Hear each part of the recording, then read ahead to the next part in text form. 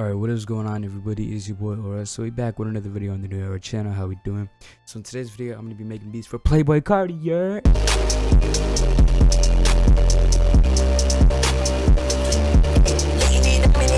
Nah, but in all seriousness, in today's video, I'm gonna be showing you guys a few tips that will help you get placements and will help your beats get played a little bit more. There's gonna be a few things that will be like emails, you know, what to do in your beats, things that you might want to look out for and shit like that, just simple shit. As a placement guy like myself, as a J Beats kind of guy I am, I'm getting placements left and right, you know what I mean? I get placements every day, and it's just, you know, I'm gonna be showing you guys some tips and tricks that will kind of help you. I don't like the whole fucking tips and tricks wave, but you know, I don't know what else to fucking call it. I'm probably just gonna pull a KBZ and call it like why you're not getting placements, why your beats are fucking garbage and you should quit producing. Yeah, I'm not gonna waste any more time. Let's get straight into the video. So the first thing is a pretty simple thing, which is keeping your beats simple. I know this is like really annoying because I know everyone says this, and I personally don't even really like doing this because, you know, I feel like it's really boring making beats that are just like super repetitive and like really boring to listen to, you know.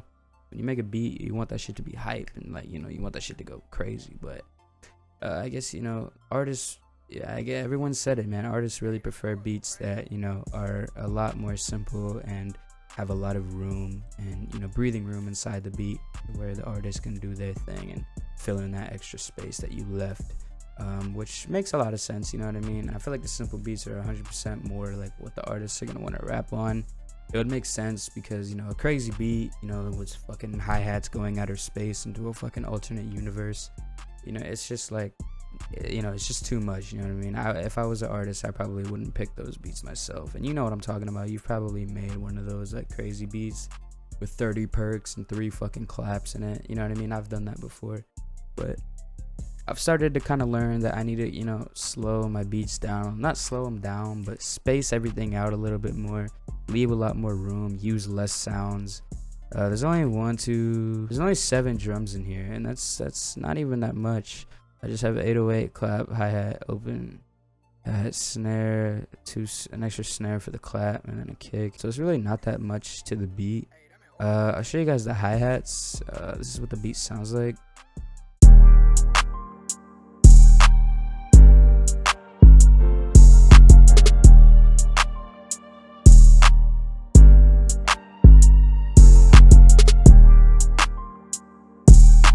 Yeah, so as you can see, I mean, there's really not that much going on in the beat. There's a lot of room for the artist to go over and fill in that extra space. You know what I mean? Fill in that gap. And yeah, like I said, you know, I know it can be pretty boring making these beats, but if you want these, you know, if you want placements, this is honestly the way to go. This is probably how you're gonna do it. You know what I mean? This is what artists like. So if you want to appeal to artists, if you want your beats to be used, you know, this is a rule that you're gonna have to follow. Obviously, there are some artists that, you know, like crazier beats, but, you know, most of the time artists will kind of want simple beats.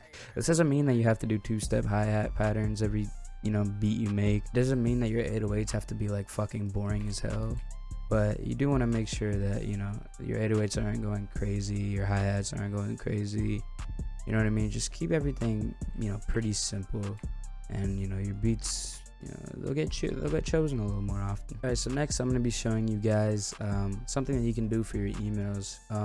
Now, one thing that you do want to make sure when you make an email is that you're always putting your name and your contact info. Now, I used to put my phone number in here, but a lot of people would try to fucking FaceTime me, and, you know, I don't really like showing my face like that. So I just took out my phone number. I just put it on my Instagram. This is my Twitter as well. So if they want to call me or hit me up through there and ask for my number there, they could do that.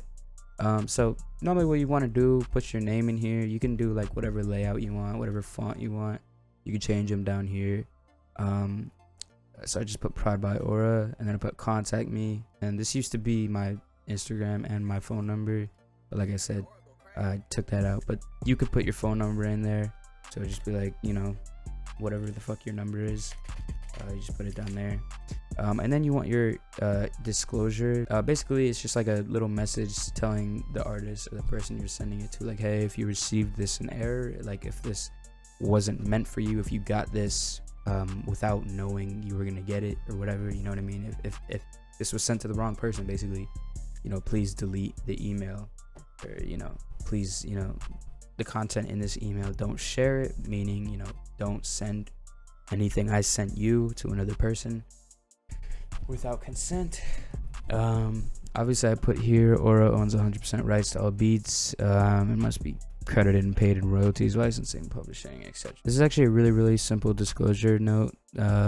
Really not much to it. It gets everything across, and there's not much being said.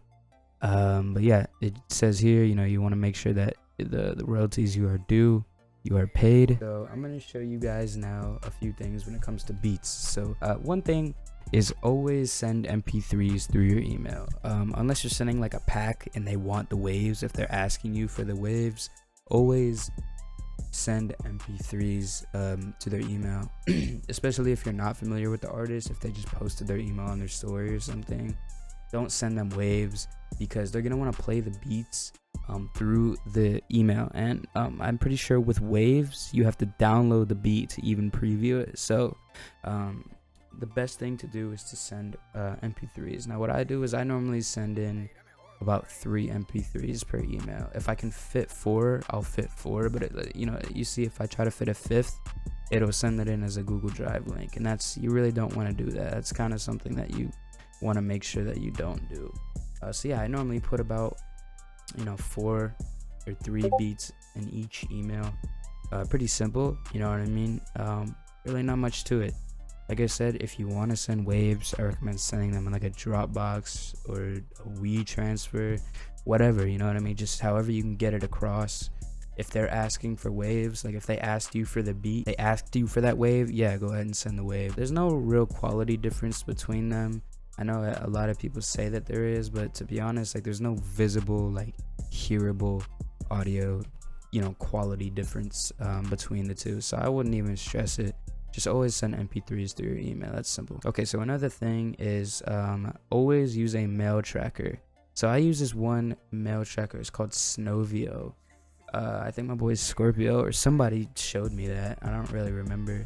But basically, it's just a fucking email tracker. So as you can see, what will happen is when they're opening your emails, it'll say here, it'll say opens and clicks. Now clicks, so when it says clicks, this means that they're clicking on a link. I don't think when they open up an audio file, like if they're previewing a beat, I don't think that counts as a click. So if you don't see clicks, that doesn't mean that they didn't use your beat. It just means that they didn't click on a link.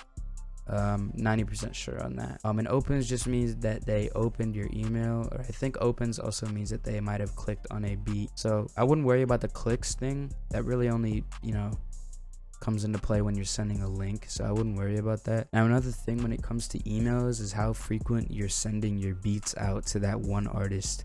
Now I think the max you should send to an artist is about 3 a day. 1 in the morning, 1 in like the midday, and 1 at night. And if you're up late and that artist is in the studio, you can send another a few hours late into the night.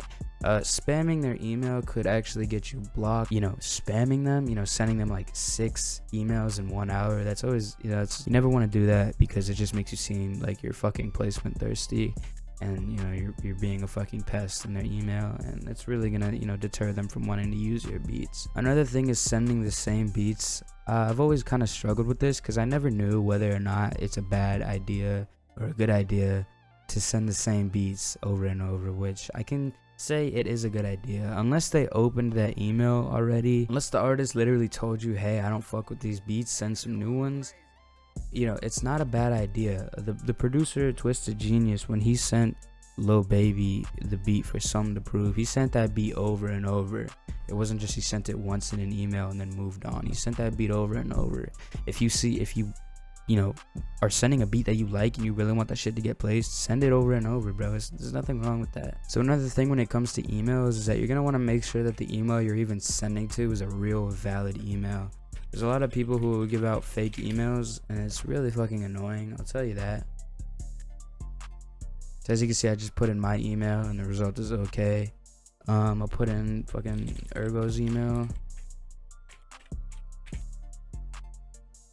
Yeah, so you'll see here, you'll see the result. If it's okay, it means it's a decent, or it's a valid, email to send to. If I did one that's like, beatsforysl@gmail.com. I don't even know if this shit is real. Yeah, it's bad.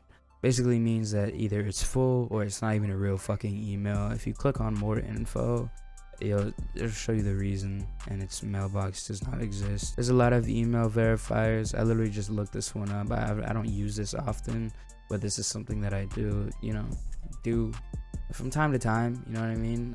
So another thing is your mixing. Now this is basically just gonna help you get your beats like picked, you know what I mean? This is gonna help you because a lot of the time when artists are in the stew, I really don't think that they're gonna take the time out of their day to ask you for stems. If your mixing is fucking trash, they're not really gonna care. They're just they're just gonna move on. Like, the beat might be hard, but if the mixing is garbage, they're not gonna take the time out of their day to ask for stems. You know what I mean? So they're normally gonna just be like, all right, next one, whatever, fuck it. So mixing is always important when it comes to making beats and sending them out. This is just like a really simple tip. You know what I mean? I did a mixing and leveling tutorial. If you want to go watch that, I see everyone asking for one. I've literally already made one. Is basically the only thing I can say is just play it all by ear. Make sure your drums are over your melody and your melody is not too loud. So another thing which is super fucking annoying that I see in like the whole fucking producer community is people making their 808s like way too loud. Like, this is not a good beat. Like, if someone makes the 808s like this, or even this,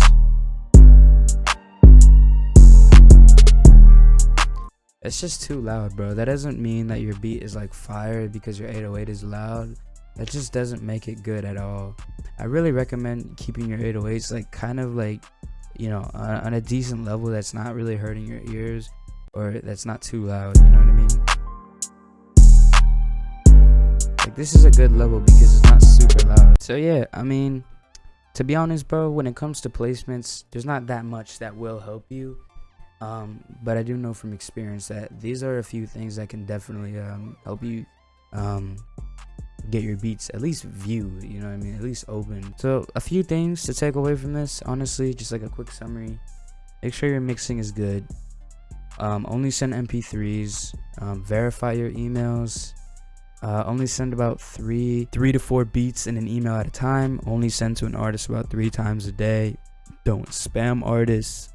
And that's basically it. I might have left out a few things. Keep your beats mostly simple. But yeah, man, hope you guys did enjoy this video. I apologize if it was too long. I'll probably cut it down a little bit, but it's probably been like 25 minutes that I've been recording. So my apologies for making this shit too long. I don't know, some of you guys might have not fucked with this type of video. If you did fuck with it, let me know. Hey man, thank you guys for watching the video. If you did enjoy, make sure you leave a like, subscribe, and I'll see you guys in the next video. Peace.